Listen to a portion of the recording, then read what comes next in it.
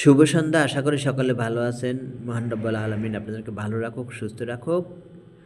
প্রিয় ভাইরা আমার, আমি আওয়ামী লীগ ভাইদেরকে নিয়ে কয়েকটা ভিডিও করেছিলাম। এখন আরও কিছু কথা বলতে চাই। সেটা হচ্ছে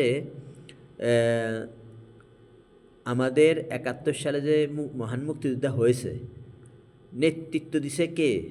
বিএনপির বাইরে বলতেছে, বিএনপি বলতেছে যে জিয়াউর রহমান মুক্তিযোদ্ধার ঘোষক, স্বাধীনতার ঘোষক। আবার আওয়ামী লীগ বলতেছে শেখ মুজিবুর রহমান স্বাধীনতার স্থপতি এবং স্বাধীনতার ঘোষক। তাহলে এই জিনিসটা বের করা দরকার সত্যিকারভাবে।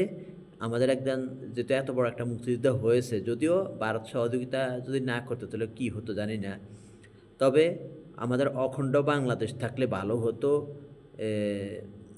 আমরা বৃহৎ শক্তি থাকতাম, কিন্তু পাকিস্তানিদের আচরণের কারণে আমাদের বাংলাদেশ পূর্ব পাকিস্তান যে ভেঙে গেছে, এই জন্য পাকিস্তানিরাই দায়ী। যাক, এটাই বলবো, অন্য কিছু বলবো না। যাক, আমার তো কোনো বর্ডার নেই পাকিস্তানের সাথে, তা আমরা একা থাকতে পারি না। যাই হোক, হয়তো ঐক্যবদ্ধ থাকলে ভালো হতো। ভারত আমাদেরকে তখন ইন্দিরা গান্ধী ছিল, তখন আমাদেরকে পরামর্শ দিত, পাকিস্তানিদেরকে পরামর্শ দিত, বিশ্ব নেতারা পরামর্শ দিত, না দিয়ে কাজ্যা লাগাই দিয়ে আমাদেরকে ছিন্ন করে ফেলেছে। যাক, এটা তারা অপরাধী, তারা সাজা পাবে অবশ্যই।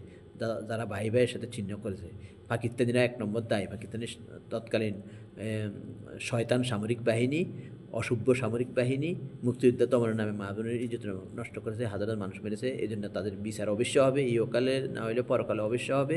আমাদের ১৫-১৬ বছর হাসিনা সরকার ছিল, বিচার চাওয়া দরকার ছিল। কিন্তু আমি বলতেছি যে জিয়াউর রহমান আমাদের স্বাধীনতার নায়ক না শেখ মুজিবুর রহমান, এটা কিন্তু বের করা দরকার সত্যিকারভাবে। গণভোট দিয়ে হোক, জরিপ করি হোক, তা আমাদের তো একজন নেতা থাকার দরকার। কে নেতৃত্ব দিছে? বিএনপি বললে হবে না, বিএনপি বললেও হবে না, আওয়ামী লীগ বললেও হবে না। আমাদের অনেক মুরব্বীরা এখনও বেঁচে আছে, যারা ৭১ দেখেছে, তাদের সাক্ষাৎকার নিয়ে এটা একটা জরিপ করা দরকার। আপনাদের কি মনে হয় প্রিয় ভাই বোনেরা?